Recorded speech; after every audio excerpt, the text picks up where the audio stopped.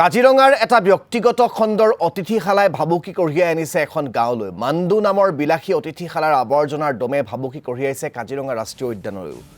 Mandu অতিথিশালাৰ পৰা ওলোৱা আৱৰ্জনা এটা অঞ্চলত পেলোৱাৰ বাবে অঞ্চলটো দুৰ্গন্ধময় পৰিৱেশে বিৰাজ কৰিছে। মাণ্ডু অতিথিশালাৰ স্বত্বাধিকাৰীক পশ্চিম কাজিৰঙা গাঁও পঞ্চায়তৰ ৮ নম্বৰ ৱাৰ্ডৰ ৰাইজে অঞ্চলটোত আৱৰ্জনা নেপেলাবলৈ বাৰম্বাৰ অনুৰোধ জনাই আহিছে।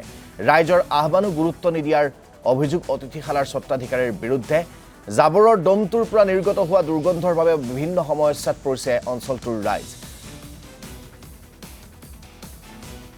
ছাত্ৰ ছাত্ৰীৰ সমান্তৰালকৈ বিভিন্ন ৰোগত আক্ৰান্ত হৈছে বৃদ্ধসকল, যাৰ পৰিপ্ৰেক্ষিতত ৰাইজে মাণ্ডু অতিথিশালাক অঞ্চলটো পৰিষ্কাৰ কৰিবলৈ বান্ধি দিছে এমাহৰ সময়সীমা। আমি এই সন্দৰ্ভত আপোনালোকক জনাম মনোজ প্ৰতিম শইকীয়াৰ জৰিয়তে।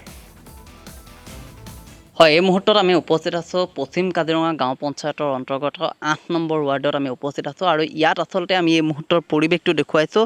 এক প্ৰকাৰ যথেষ্ট সমস্যাই দেখা দিছে। ইয়াৰ যিসকল লোক, সেই লোকসকলে যথেষ্ট অসুবিধাত তেওঁলোকে সময় পাৰ কৰিবলগীয়া হৈছে, কিয়নো এই যিসমূহ আৱৰ্জনা, এই আৱৰ্জনাসমূহ ইয়াত পেলাইছে আচলতে কাজিৰঙাৰ এখন ব্যক্তিগত অতিথিশালা মাণ্ডু অতিথিশালাই। আৰু তেওঁলোকক আচলতে বাৰম্বাৰ ইয়াৰ যিসকল লোক, সেই লোকসকলে ইয়াত জাবৰ নেপেলাবলৈ বাৰম্বাৰ অনুৰোধ কৰিছে, কিন্তু তাৰ পাছতো কোনো ধৰণৰ গা নলৰে হোটেল কৰ্তৃপক্ষৰ। আৰু এই মুহূৰ্তত দেখা পোৱা গৈছে যে এই যিসমূহ জাবৰ, এই জাবৰৰ বাবে এই যিচোৱা পথ, এই পথছোৱাৰ কাষতে থকা পথছোৱাৰে কোনো লোক যাব নোৱাৰে। দুৰ্গন্ধময় এক পৰিৱেশ। বৰ্তমান আমিও আহিছোঁ যিহেতু যথেষ্ট দুৰ্গন্ধ ইয়াত দেখা পোৱা গৈছে। সমান্তৰালকৈ যদি চোৱা যায়, ইয়াৰ কেৱল মাত্ৰ এই জাবৰ পেলোৱাৰ পৰা যিসমূহ ইয়াৰ পশুধন, সেই পশুধনসমূহ বেমাৰ আজাৰত পৰিছে। সমান্তৰালকৈ ইয়াৰ যিসমূহ ছাত্ৰ ছাত্ৰী বা কণমানি শিক্ষাৰ্থী, সেই শিক্ষাৰ্থীসকল এই পথেৰে তেওঁলোকে বিদ্যালয়লৈ বা মহাবিদ্যালয়লৈ যাব নোৱাৰে, কিয়নো অত্যন্ত দুৰ্গন্ধ। আৰু যিসমূহ কণমানি আছে, সেই কণমানিসমূহ বিভিন্ন ৰোগত ইতিমধ্যে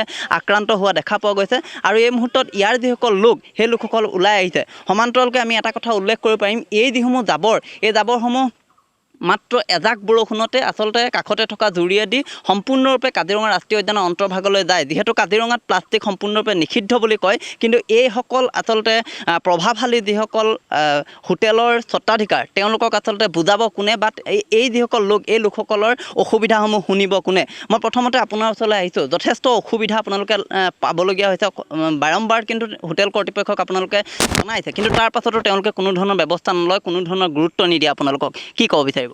হয়, গতিকে আমি এই বিষয়ে আমি বাৰে আমি যোৱা বছৰো আমি জনাইছোঁ।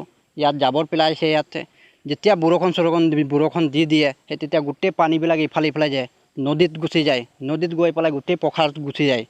গোটেই মানুহে কিমান সেইফালে নদীত গা চা ধুই থাকে, সেইবিলাক অসুবিধা হয়। মানুহৰ বেমাৰ আজাৰ হৈছে, গৰু ছাগলী মৰি গৈছে।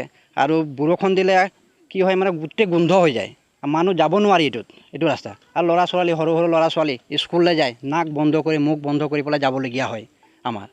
তো আমি মালিক পক্ষত মাণ্ডু হোটেলত মালিকক কোৱা হৈছে, আপোনালোকে জেগা আছে ক'ৰবাত টেংকি এটা হ'লেও বহাই লওক, টেংকিত লাগিলে পেলাওক। লাগিলে ইয়াৰ পৰা অকণমান সেইফালেও এইটো মাণ্ডুৰ জেগা হয়, অকণমান ভিতৰ ফালে লাগিলে আপোনালোকে হেৰিটো কৰি লওক, টেংকিটো বনাই পেলাই টেংকিৰ ভিতৰত পেলাওক, তেনেকৈ কোৱা হৈছে। নিশ্চয়কৈ আচলতে স্থানীয় মানুহৰ অভাৱ অভিযোগ বা যিসমূহ তেওঁলোকৰ সমস্যা, সেই সমস্যাসমূহক কোনো ধৰণৰ আওকাণ নিদিয়ে হোটেল কৰ্তৃপক্ষই। তেওঁলোকে বাহিৰৰ পৰা আহিছে, ইয়াত কেৱল মাত্ৰ টকা তেওঁলোকে সংগ্ৰহ কৰিছে, কিন্তু সামাজিক দিশটো সম্পূৰ্ণৰূপে নাচায়। আমি আপোনাৰ ওচৰলৈ আহিছোঁ। যথেষ্ট অসুবিধা বুলি ইতিমধ্যে কৈছে। ছাত্ৰ ছাত্ৰীসকল যথেষ্ট বেমাৰত পৰিছে, বিদ্যালয়লৈ নাযায় এই পথেৰে, যথেষ্ট দুৰ্গন্ধ গোন্ধাই যথেষ্ট। কি ক'ব বিচাৰিব? এইয়া জাবৰ জোঁথৰ পেলাইছে, কেনেকুৱাকৈ স্কুলত যাব? সৰু ল'ৰা ছোৱালীকেইটা যাব নোৱাৰে। বৰষুণ দিলে গোটেই আলিলে বৈ আহে। এইবিলাক জোঠা ভাত, দানা, ব্ৰইলাৰ পেটু, সেইবিলাক গোটেইখিনি আহে। কেনেকুৱা যাব সৰু ল'ৰা ছোৱালী স্কুল? এই মুখত বন্ধ কৰিও যাব নোৱাৰি এইখিনিৰ পৰা। গৰম দিলেও বন্ধ, বৰষুণ দিলেও বৈ আহে। এইফালে এই অসুবিধা আমাৰ অহা যোৱা। এইফালে পথাৰ আছে, সেইফালে গুচি যায়। বটল ভঙা, সেইবিলাক গৰু ছাগলী গোটেই সোমাই এইখিনিত খাই গোটেই মৰিছে। গাঁৱৰ গৰু ছাগলী মৰি শেষ হৈ গৈছে এই দানাবিলাক খাই।